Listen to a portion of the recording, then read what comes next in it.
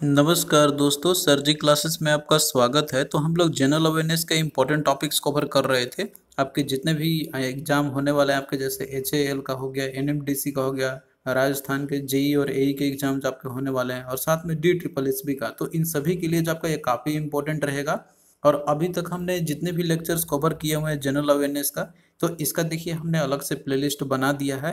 तो आप लोग डिस्क्रिप्शन बॉक्स में जाना, वहाँ पे आपको इसका लिंक मिल जाएगा। तो आप लोग वहां से जाकर प्रीवियस सारे वीडियो को देख सकते हैं। और इसका हमने एक पूरा कंप्लीट PDF नोट्स भी तैयार किया हुआ है, जिसमें कि आपको ये सारे इंपॉर्टेंट टॉपिक्स आपको मिल जाएंगे जो हम आपको क्लास में प्रोवाइड करा रहे हैं, वो तो है ही। इसके अलावा और भी जो इंपॉर्टेंट जो आपका सब्जेक्ट है, जैसे हिस्ट्री, पॉलिटी, ज्योग्राफी, तो उसके भी इंपॉर्टेंट टॉपिक्स हमने इसमें ऐड कर दिया है पूरा कंप्लीट। और साथ में आपको वहाँ पे जो है कुछ क्वेश्चंस भी उसमें आपको मिल जाएंगे। तो आप लोग जो है बाय कर सकते हैं, लिंक डिस्क्रिप्शन बॉक्स में दिया हुआ है। तो चलिए स्टार्ट करते हैं हम लोग आज का session. But before we begin, तो हमने देखिए आपके अभी जितने भी एग्जामिनेशन होने वाले हैं, जैसे HPCL हो गया, HAL हो गया, DSSS होगा, राजस्थान के जितने भी इलेक्ट्रिसिटी बोर्ड की तरफ से आपकी वैकेंसी निकाली गई है, तो इसके लिए हमने इंग्लिश और जीके का पूरा कंप्लीट कोर्स हमने लॉन्च किया हुआ है सभी ब्रांच के लिए, क्योंकि नॉन टेक जो है आपका सभी के लिए कॉमन है। तो इसमें देखिए आपको हम टॉपिक वाइज लेक्चर्स प्रोवाइड करेंगे इंग्लिश और जीके का, और साथ में सब सब्जेक्ट के PDF भी आपको मिलेंगे इन सभी के। और इसके अलावा टेस्ट सीरीज आपको यहाँ पे प्रोवाइड किया जाएगा, जो कि आपका इंग्लिश का टॉपिक वाइज भी रहेगा और साथ में सब्जेक्ट वाइज भी आपको मिलेंगे इसमें, जिससे कि आपका जो है टॉपिक्स पे क्लैरिटी और अच्छे से हो जाएगा टेस्ट देने के बाद। और टेस्ट हम लोग आपका काफ़ी अच्छे से कराएंगे, और साथ में टेस्ट का वीडियो सॉल्यूशन भी आपको प्रोवाइड करेंगे टॉपिक वाइज का, तो जिससे कि आपका और अच्छे से तैयारी आपका हो जाएगा। आपके सारे एग्जाम के लिए इंपॉर्टेंट है आपके, जिसमें HPCL इंग्लिश आपका काफ़ी इंपॉर्टेंट है। और ये जो है वनली हमने 199 रुपीज़ में ही रखा हुआ है, काफ़ी कम प्राइस हमने रखी हुई है, जो कि आपको हमारे ऐप पे मिल जाएगा। तो आपको ऐप हमारा डाउनलोड करना होगा, सर जी क्लासेस के नाम से है, लिंक इसका डिस्क्रिप्शन बॉक्स में दिया हुआ है। तो आप लोग स्टोर सेक्शन में जाना, ऐप को रजिस्टर करने के बाद, तो वहाँ पे आपको जो है ये कोर्स वहाँ पे दिख जाएगा, और वहाँ से आप लोग इसको बाय कर सकते हैं। तो आप लोग जो है इसको कर सकते हैं, आपके एग्जामिनेशन प्रिपरेशन के लिए बहुत ज़्यादा हेल्प करेगा। तो प्रीवियस क्लास में हमने देखिए स्टडी किया था डिफरेंट जो इकोनॉमिक्स के जो इम्पोर्टेंट जो टर्म्स आपके थे, वो चीज़ हमने देखा था, जैसे कि आपका GDP, NDP, NNP हो गया, और नेशनल इनकम कैसे हम लोग कैलकुलेट करते हैं। तो ये सारा चीज़ हमने देखा था, तो वो जो है आपका काफ़ी इंपॉर्टेंट है, आप लोग उसको जरूर अच्छे से कवर करना। तो देखिए आज का जो सेशन है, इसमें हम लोग कवर करेंगे डिफरेंट सेक्टर्स ऑफ इकोनॉमी के बारे में। यानी कि जो इंडियन इकोनॉमी के अंदर में जो डिफरेंट सेक्टर्स है, जिनको हमने कैटेगराइज करके रखा हुआ है, तो वो कौन कौन से है, तो वो हम लोग स्टडी करेंगे। तो देखिए प्राइमरी जो इंडिया में है, यहाँ पे 3 मेजर सेक्टर्स है, 3 सेक्टर्स है इंडियन इकोनॉमी के अंदर में, जिसमें कि आपका पहला प्राइमरी सेक्टर इकोनॉमी, दूसरा है सेकेंडरी सेक्टर इकोनॉमी, और तीसरा आपका है टर्सरी सेक्टर इकोनॉमी। तो देखिए ये क्या है, मतलब primary sector, secondary sector, tertiary sector, और इसके एग्जाम्पल क्या है, तो ये सारा चीज़ हम लोग यहाँ पे डिटेल में समझेंगे। तो पहला आपका है that is primary sector economy. तो देखिए प्राइमरी सेक्टर जो है हमारे कंट्री में, तो इसके अंदर में ये सारे चीज आ जाते हैं जो लार्जली डिपेंडेंट होते हैं नेचुरल रिसोर्सेज पे, यानी कि नेचुरल रिसोर्सेज के अवेलेबिलिटी के ऊपर में। जितना ज़्यादा नेचुरल रिसोर्सेज रहेगा, तो प्राइमरी सेक्टर जो रहेगा आपका, उतना ही ज़्यादा उस पर हमारा ज़्यादा डिपेंडेंट रहेगी। और इसमें देखिए यहाँ पे मेनली जो रॉ मटेरियल जो हम लोग निकालते हैं, जैसे मान लीजिए कोई भी एग्रीकल्चर प्रोडक्ट एक्टिविटी जो करते हैं हम लोग, तो वो जो है किस पे डिपेंड करेगा आपका, कि लैंड कितना है, और इसके साथ में क्रॉप्स की मतलब जो और भी जो रिक्वायरमेंट होता है, सीड्स कितनी है। तो ये मेनली चीज आपका रहता है यहाँ पे। तो मेनली जो प्राइमरी सेक्टर आपका है, तो इसके अंदर में आपके जो मेनली इन्वायरमेंट पे हमें डिपेंडेंट होनी पड़ती है, जिसमें भी हम लोग मैन्युफैक्चरिंग करते हैं गुड्स और प्रोडक्ट्स का। तो इसके अंदर में कौन कौन सा आता है, तो यहाँ पे आपका एग्जाम्पल दिया हुआ है, जैसे एग्रीकल्चर का जो कि मोस्ट इंपॉर्टेंट है आपका इसमें। इसके अलावा आपका है फिशिंग, माइनिंग, फॉरेस्ट्री, फार्मिंग, और साथ में बी कीपिंग आपका आ जाएगा। तो बी कीपिंग आपका इसमें भी है, क्योंकि देखिए जो बी जो रहते हैं, तो ये आपके नेचुरल इन्वायरमेंट में ही आपको मिलेंगे। तो ये सारा चीज आपके आते हैं प्राइमरी सेक्टर के अंदर में ही आएंगे। एग्रीकल्चर तो आपका जैसे सबसे मोस्ट इंपॉर्टेंट है, मतलब क्योंकि एग्रीकल्चर है जो कि लार्जली पॉपुलेशन डिपेंडेंट है इसी पे, तो ये तो आपका रहेगा ही। इसके अलावा फिशिंग भी आपका देखिए नेचुरल इन्वायरमेंट पे ही हमें डिपेंडेंट होनी पड़ती है। माइनिंग भी आपका हो गया। इसके अलावा फार्मिंग और फॉरेस्ट्री और बी कीपिंग है। तो बी कीपिंग याद रखना, ये बहुत बार एग्जाम में पूछा गया हुआ है। तो ये सारे आते हैं प्राइमरी सेक्टर के इकोनॉमी के अंदर में। फिर उसके बाद देखिए दूसरा आपका यहाँ पे है सेकेंडरी सेक्टर ऑफ इकोनॉमी का। तो देखिए जो सेकेंडरी सेक्टर ऑफ इकोनॉमी का आपका यहाँ पे है, तो ये मेनली देखिए डिपेंडेंट होता है आपके नेचुरल इंग्रेडिएंट्स पे, जो कि नेचुरल इंग्रेडिएंट जो हम लोग प्राइमरी सेक्टर इकोनॉमी से जो ऑब्टेन करते थे, मेनली उस पर ये डिपेंडेंट होते हैं। अब ये जो है उनका हम लोग यूज़ करके हम लोग इसका प्रोडक्ट्स बनाते हैं, और फिर उसका सर्विसेज भी देते हैं हम लोग। तो ये देखिए आ जाएंगे आपका यहाँ पे मेनली सेकेंडरी सेक्टर के अंदर में आपके, जो कि मेनली कंजप्शन के लिए यूज़ किया जाता है। तो जितने भी कंजप्शन करने वाला जो गुड्स होते हैं, जो ड्यूरेबल गुड्स आपके रहते हैं एक्चुअली में, तो ये सारा चीज आ जाएंगे आपके सेकेंडरी सेक्टर ऑफ इकोनॉमी के अंदर में। तो देखिए जो सेकेंडरी सेक्टर जो है आपका, तो ये जो है वैल्यू ऐड करती है किसी भी प्रोडक्ट के लिए, क्योंकि उसके देखिए क्या होता है यहाँ पे कि जो रॉ मटेरियल जो रहता है ना, जो हम लोग प्राइमरी सेक्टर से इकोनॉमी से ऑपरेट करते हैं, तो उसको हम लोग वैल्यूबल प्रोडक्ट्स में हम लोग ट्रांसफॉर्म करते हैं। तो इसमें कौन कौन सा आ जाएगा आपका, कौन कौन सा एक्टिविटी आपके आ जाएंगे, तो देखिए जितने भी मैन्युफैक्चरिंग इंडस्ट्री है, जितने भी मैन्युफैक्चरिंग वो करते हैं, तो वो तो रॉ मटेरियल्स का यूज़ करके ही करते हैं एक्चुअली में। लेकिन यहाँ पे अब उनका जैसे मैन्युफैक्चरिंग जो हो रही है, जो कि कंज्यूम किया जाएगा यूजर्स के द्वारा, तो ये आपका आ जाएगा सेकेंडरी सेक्टर ऑफ इकोनॉमी के अंदर में। तो जितने भी मैन्युफैक्चरिंग इंडस्ट्री आपके, जैसे कि आपका आयरन एंड स्टील प्लांट्स आपके हो गए, इसके अलावा कोई भी मान लीजिए फैक्ट्री हो गया कि जहाँ पे खाने पीने चीज़ों की प्रोसेसिंग की जाती है, तो ये सारी चीज़ आपके आ जाएंगे। इसके अलावा जितनी प्रोसेसिंग इंडस्ट्री आपके हो गए, कंस्ट्रक्शन इंडस्ट्री आपके हो गए, जो हमें फिजिकली रूप में दिखता है और उसका हम लोग मेनली कंजम्पशन के लिए यूज़ किए जाते हैं। तो ये है आपको सेकेंडरी सेक्टर ऑफ इकोनॉमी के अंदर में। जैसे कि आपका प्राइमरी सेक्टर इकोनॉमी के अंदर में जो आपका एक्टिविटी जो मतलब जो रॉ मटेरियल सबका रहता है, जो हम लोग डायरेक्टली कंज्यूम नहीं कर सकते हैं हम लोग, तो वो अगर उसको प्रोसेसिंग की जाती है, तो ये आपके आ जाएंगे सेकेंडरी के अंदर में आपका। तो ये चीज़ है आपका इंपॉर्टेंट है, एग्जाम्पल आपको यहाँ पे मेनली याद रखनी है। फिर उसके बाद देखिए यहाँ पे तीसरा आपका है that is tertiary sector economy. तो देखिए टर्सरी सेक्टर इकोनॉमी के अंदर में आपका इसमें बहुत सारे चीज़ इन्वॉल्व रहते हैं आपका यहाँ पे, कि जो कि हम लोग देते हैं सर्विसेज मेनली, यानी कि जो प्रोडक्शन इसमें मिल तो रहता ही है, कुछ कुछ इसमें चीज़ ऐसे भी रहेंगे, और साथ में जो सर्विसेज मेनली आपके आ जाते हैं इसके अंदर में। जैसे कि हमें किसी चीज़ के मतलब एक्सचेंज में सर्विस हमें मिलती है, इसके अंदर में आपका जैसे ट्रांसपोर्टेशन का सर्विस आपका हो गया, तो ट्रांसपोर्टेशन जो भी सर्विस किए जाते हैं यहाँ पे, तो ये भी आपका आ जाएगा टर्सरी सेक्टर, क्योंकि ये एक तरीके का एक सर्विस ही है।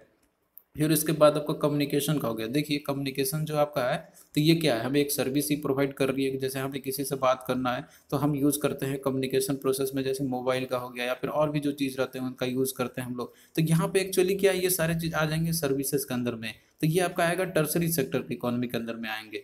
इसके अलावा और भी जो सेक्टर्स आपके रहते हैं, जैसे कि आपका आईटी सर्विसेज हो गया, और इसके अलावा बैंकिंग का सर्विसेज हो गए, एम्बुलेंस का सर्विस हो गया, कंसल्टिंग का सर्विसेज हो गए। तो जितने भी सर्विस रिलेटेड जो एक्टिविटी आपके रहेंगे, तो ये आपका आ जाएगा टर्सरी सेक्टर इकोनॉमी के अंदर में। तो ये देखिए आपको डिफरेंस समझना है इन सभी के बीच में, और क्वेश्चन अगर आपका आएगा तो आपको एग्जाम्पल याद रखनी है, वो चीज़ आपसे पूछे जाते हैं एक्चुअली एग्जाम में आपके। अब तो देखिए यहाँ पे क्वेश्चन आपका किस तरीके से पूछा जाता है, तो यहाँ पे आप समझ सकते हैं देखने के बाद। तो क्वेश्चन देखिए यहाँ पे आपका है कि which economic activity can not be included in the tertiary sector. तो इनमें से कौन सा इकोनॉमिक एक्टिविटी है जो कि हम लोग टर्सरी सेक्टर में इंक्लूड नहीं कर सकते हैं, इंक्लूड नहीं करेंगे हम लोग। तो इसमें देखिए दिया हुआ है आपका यहाँ पे कि working in a call centre, tuition, occupation, beekeeping या फिर बैंकिंग। तो देखिए हमने आपको बताया था कि जितने भी सर्विस रिलेटेड बेस्ड जो एक्टिविटी जो आपके रहते हैं, तो वो आते हैं टर्सरी सेक्टर इकोनॉमी के अंदर में। तो जैसे मान लीजिए कोई अगर कॉल सेंटर में वर्क कर रहा है, तो यहाँ भी वो सर्विस ही प्रोवाइड करता है किसी यूजर को, तो ये भी आपका टर्सरी में ही आएगा। इसके अलावा जो ट्यूशन का जो ऑक्यूपेशन की जाता है, तो इसमें देखिए किसी को सर्विस ही प्रोवाइड करते हैं हम लोग, जैसे कोई किसी को पढ़ाना हो गया तो एक सर्विस ही हो गया एक तरीके से, तो ये भी आपका टर्सरी में ही आएगा। और इसके अलावा जो बैंकिंग का जो सिस्टम आपका, बैंकिंग की जो फैसिलिटी रहती है, तो ये भी आपका एक सर्विस रिलेटेड है। लेकिन जो बी कीपिंग जो एक्टिविटी है आपका, तो ये देखिए डायरेक्टली रिलेटेड होता है आपका इन्वायरमेंट पे, इन्वायरमेंट पे हमें डिपेंडेंट होना पड़ता है। तो ये आपका आएगा प्राइमरी के अंदर में, जो कि हमने आपको वहाँ पे एग्जाम्पल भी दिया था बी कीपिंग का। तो ये है आपका प्राइमरी का, जो कि ये टर्सरी सेक्टर में इंक्लूड आपका नहीं रहेगा। तो option 3 is the right answer. तो आपको यहाँ पे टॉपिक को अच्छे से समझना है, फिर आपको कोई प्रॉब्लम नहीं होगी समझने में, क्वेश्चन आप लोग इजिली कर सकते हैं। फिर देखिए यहाँ पे वही क्वेश्चन आपका दिया हुआ है, इसको घुमा फिरा के दूसरे तरीके से पूछा गया है कि banking comes under which of the following sector. तो बैंकिंग देखिए आपका आता है सर्विस सेक्टर के अंदर में, जो कि आपका ये रहता है टर्सरी सेक्टर के अंदर में आपका आएगा। तो दैट इज इसका राइट आंसर आएगा आपका option 3, that is tertiary sector में आपका आ जाएगा बैंकिंग। तो हमने अभी आपको प्राइमरी और सेकेंडरी और टर्सरी सेक्टर ऑफ इकोनॉमी के बारे में आपको हमने बताया था यहाँ पे। अब आइए देखते हैं हम लोग कि जितने भी सेक्टर्स है इंडियन इकोनॉमी के अंदर में, तो इनका जो है कंट्रीब्यूशन कितना है और किसमें मतलब कि ज़्यादा हमारा जो जीडीपी बनता है एक्चुअली में। तो देखिए जो प्राइमरी सेक्टर आपका है, तो ये आपका एक ओवरव्यू है, तो ये मेनली एग्रीकल्चर रिलेटेड आपके रहते हैं। और सेकेंडरी सेक्टर जो होती है मेनली आपका इंडस्ट्री से रिलेटेड रहता है, जहाँ पे मैन्युफैक्चरिंग की जाती है, प्रोसेसिंग की जाती है। और टर्सरी सेक्टर आपका है ये सर्विसेज से रिलेटेड है। लेकिन यहाँ पे मेजर क्वेश्चन आपका आता है ना कि जैसे हमारा कंट्री का जो ग्रोथ है, जीडीपी जो ग्रोथ है, और जीडीपी में कंट्रीब्यूशन जो है, तो इन सभी सेक्टर में से सबसे ज़्यादा किसका कंट्रीब्यूशन है और इसके साथ में कहाँ पे जो वर्क फोर्स है हमारा, जो पॉपुलेशन एक लार्ज पॉपुलेशन है, तो वो कहाँ पे ज़्यादा इन्वॉल्व है। तो आप देखिएगा यहाँ पे कि जैसे जीडीपी का अगर कंट्रीब्यूशन में देखा जाए प्राइमरी सेकेंडरी और टर्सरी सेक्टर का, तो इसमें सबसे ज़्यादा जो शेयर है हमारा जीडीपी ग्रोथ में, तो वो है टर्सरी सेक्टर का। जी हाँ, यहाँ पे सेकेंडरी टर्सरी सेक्टर का सबसे ज़्यादा ग्रोथ है यहाँ पर आपका। एक्चुअली ये 65% के अप्रोक्सीमेटली जो है इसकी मतलब आते हैं जीडीपी ग्रोथ में। तो जितने भी आपके सर्विस बेस्ड एक्टिविटी रहते हैं तो उनका एक ह्यूज जो है जीडीपी में इम्पैक्ट आता है। तो ये सेक्टर जो है हमारे इकोनॉमी के लिए मतलब हमारे जीडीपी ग्रोथ के लिए बहुत ही इंपॉर्टेंट है। और जैसे मान लीजिए अभी पेंडेमिक चल रहा है तो सर्विसेज जो टर्सरी सेक्टर का है तो ये तो आपका जैसे कि अभी बहुत बैडली इफेक्टेड है। जैसे जॉब्स कट हो रहा है या फिर और भी जो जो मतलब जो भी सर्विसेज बेस्ड एक्टिविटी है तो वो भी जो है काम नहीं कर रहे हैं। तो इसके चलते जो है हमारा जो जीडीपी ग्रोथ रहेगा तो वो और डिक्रीज होगा ही होगा। और इसके बाद जो सेकंड नंबर पे आपका आता है वो सेकेंडरी सेक्टर के जो एक्टिविटी आपके रहते हैं जिसका कंट्रीब्यूशन अप्रॉक्सीमेटली 21% रहती है। और सबसे कम रहता है प्राइमरी सेक्टर का, यानी कि प्राइमरी सेक्टर का जीडीपी में जो कंट्रीब्यूशन रहती है सबसे कम होती है। लेकिन अगर हम बात करते हैं यहाँ पे कि एक क्वेश्चन भी आपका आएगा कि मान लीजिए कि जिस सेक्टर का जो कंट्रीब्यूशन अगर जीडीपी में ज़्यादा है तो उसी सेक्टर में ज़्यादा लोग इन्वॉल्व होने चाहिए, तब तो एक अच्छी बात होगी। लेकिन इसका जस्ट हमारे कंट्री में जस्ट उल्टा होता है एक्चुअली में। यहाँ पे अगर आप देखते हैं वर्किंग फोर्स का, यानी कि शेयर कितना है वर्किंग फोर्स का कौन से सेक्टर में, तो इसमें देखिए नंबर 1 पे है प्राइमरी सेक्टर। यानी कि प्राइमरी सेक्टर में जो लोग इन्वॉल्व है तो वो सबसे ज़्यादा है, अप्रॉक्सीमेटली 51% जो हमारा पॉपुलेशन है तो वो प्राइमरी सेक्टर में ही इन्वॉल्वमेंट है। लेकिन इनका जीडीपी में कंट्रीब्यूशन कितना है, तो मात्र ओनली 14% के अप्रॉक्सीमेटली है, जो कि एक कोई भी इकोनॉमी के लिए या फिर कोई भी इकोनॉमी के लिए जैसे अगर उसका ग्रोथ ज़्यादा होना चाहिए तो उसमें जो है इस तरह का डिफरेंस नहीं होना चाहिए। यानी कि अगर टर्सरी सेक्टर का अगर जीडीपी में ज़्यादा कंट्रीब्यूशन है तो लोग इसी में ज़्यादा इन्वॉल्व होने चाहिए, तब जो है और जाके ग्रोथ हम लोग कर सकते हैं। लेकिन हमारे कंट्री में क्या है, मतलब आज इकोनॉमी कैसा है वो उस तरीके से नहीं है, जस्ट उल्टा है यहाँ पे कंट्रीब्यूशन लोगों का। खैर ये बात अलग है इसकी। तो यहाँ पे बस आपको याद रखना है कि प्राइमरी सेक्टर कितना है, अप्रोक्सीमेटली 51%। बस आपको परसेंट पे ध्यान नहीं देना है, यहाँ पे आपको बस ये देखना है कि इसका ज़्यादा है तो प्राइमरी सेक्टर का, उसके बाद टर्सरी सेक्टर का और उसके बाद सेकेंडरी सेक्टर का सबसे कम है। तो ये आपको बस याद रखना है, क्रम में याद रख लेना है। यहाँ पे आपसे पूछेगा तो आप लोग ये बता सकते हैं कि टर्सरी सेक्टर का जीडीपी ग्रोथ में सबसे ज़्यादा है, लेकिन वर्किंग फोर्स इसमें तो प्राइमरी सेक्टर में ज़्यादा है।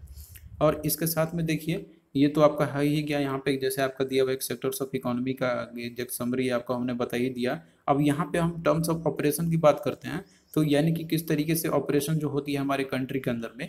तो इंडियन इकोनॉमी को मेनली हम लोग दो सेक्टर्स में डिवाइड कर दो एक मतलब एक पार्ट में इसको डिवीजन करते हैं हम लोग। एक आपका रहता है कि जैसे कहाँ पे लोग ऑर्गेनाइज सेक्टर में इन्वॉल्व है या फिर अनऑर्गेनाइज सेक्टर में इन्वॉल्व है। तो इसमें देखिए ऑर्गेनाइज सेक्टर का मतलब रहता है कि ऐसे सेक्टर में कि जहाँ पे लोग जो है काम कर रहे हैं तो वो चीज़ पूरा पर्याप्त डेटा रहता है सरकार के पास, यानी कि उसकी उनकी सैलरी कितनी है, कितना वो टैक्स पे कर रहे हैं और इसके साथ वो उनकी इनकम कितनी हो रही है।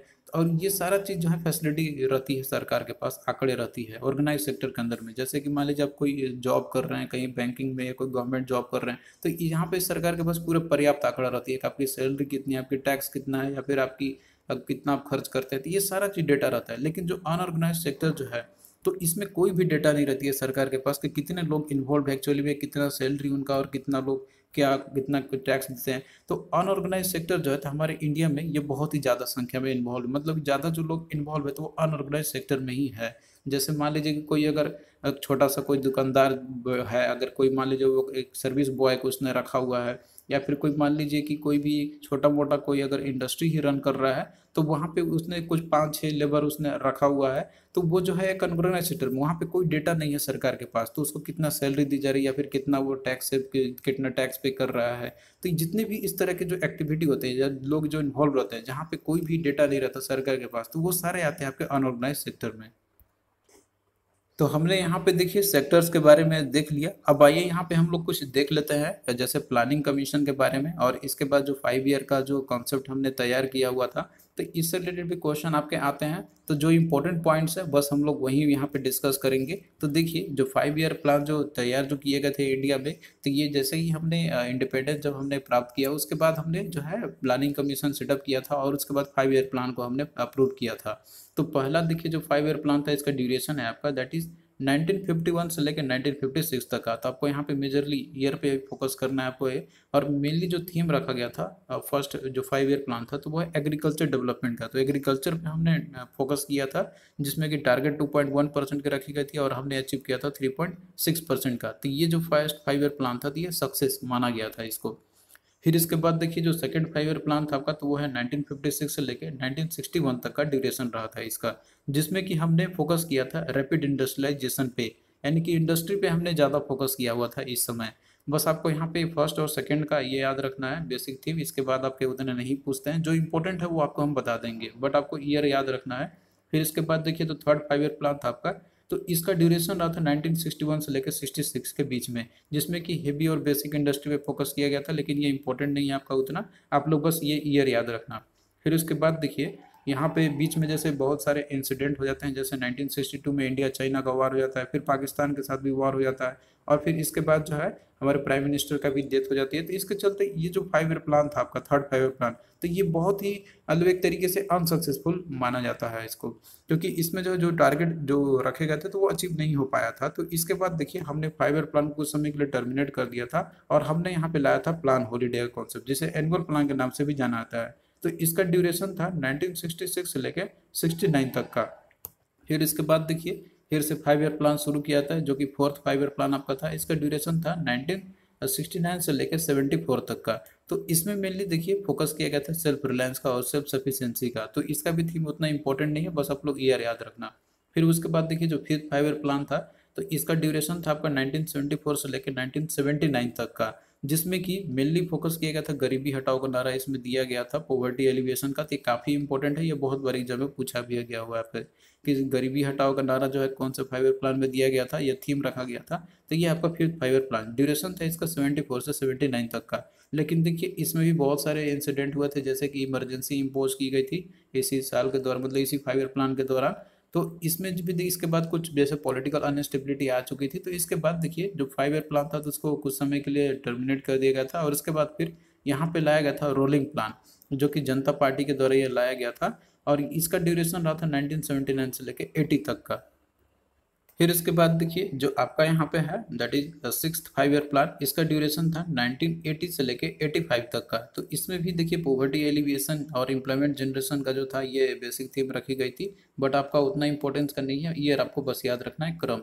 फिर उसके बाद देखिए जो सिक्स 5 ईयर प्लान था, तो इसका ड्यूरेशन था 85 से लेकर 1980 तक का आपका था यहाँ पे एक्चुअली पीरियड, जिसमें कि फूड वर्क और प्रोडक्टिविटी फोकस की गई थी। ये इतना इंपॉर्टेंट नहीं है आपको, बस आप लोग इंपॉर्टेंट जो हो आपको हम बताते चलेंगे। फिर इसके बाद देखिए यहाँ पे भी कुछ अनस्टेबिलिटी आ गई थी, जिसमें के बाद हमने प्लान हॉलीडे को फिर से इंट्रोड्यूस किया था, और इसका कार्यकाल चला था 1990 से लेकर 1992 तक का।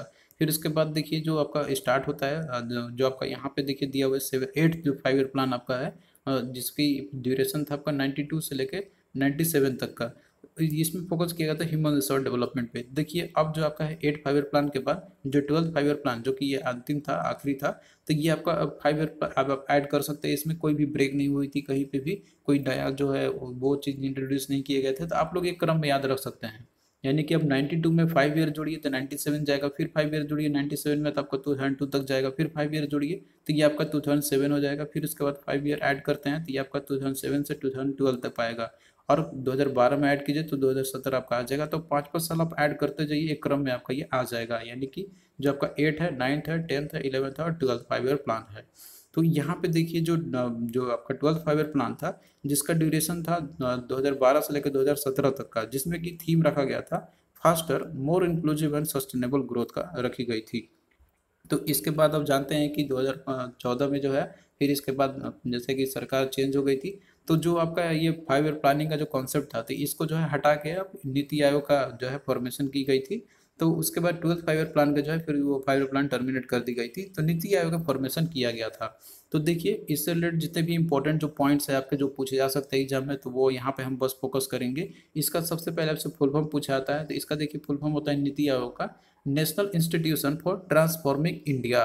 तो नीति आयोग जो आपका है, तो ये गवर्नमेंट ऑफ इंडिया का एक पॉलिसी थिंक टैंक है। तो सबसे इंपॉर्टेंट क्वेश्चन आपका ये है कि ये जो है आपका गवर्नमेंट ऑफ इंडिया क्या है, एक पॉलिसी थिंक टैंक है एक्चुअली में, और ये किसके अंदर में आता है, तो गवर्नमेंट ऑफ इंडिया के अंदर में आती है।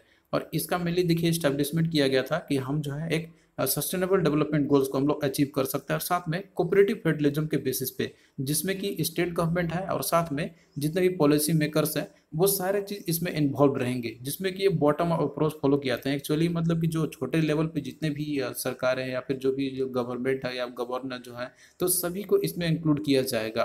तो ये चीज़ मेनली फोकस किया गया था। तो देखिए इसके फॉर्मेशन की गई थी 1 जनवरी 2015 को, और ये किसको प्रेसिड किया था, तो प्लानिंग कमीशन को।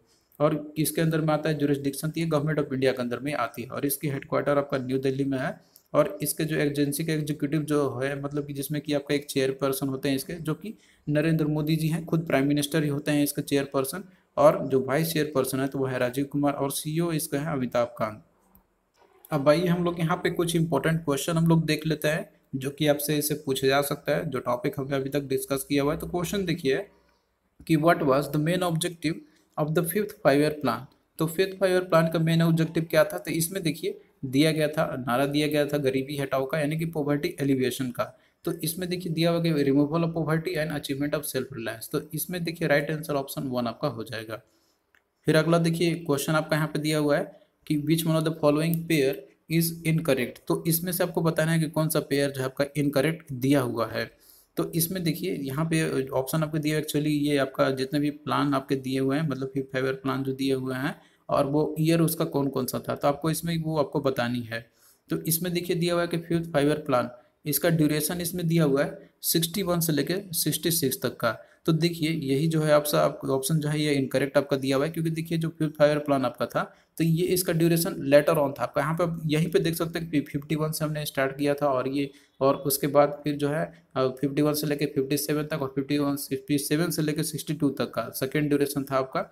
और इसके बाद जो ड्यूरेशन आपका था, मतलब कि जो 61 66 तक का, तो ये 3rd 5 ईयर प्लान का आपका एक्चुअली में था ये। तो ये तो आपका 5th का दिया हुआ, तो यही जो है आपका इनकरेक्ट पेयर दिया हुआ। और बाकी जितने भी हैं जैसे 8th 5 ईयर प्लान, इसका अब टाइम पीरियड सही आपका है 1992 से लेकर 97 तक का।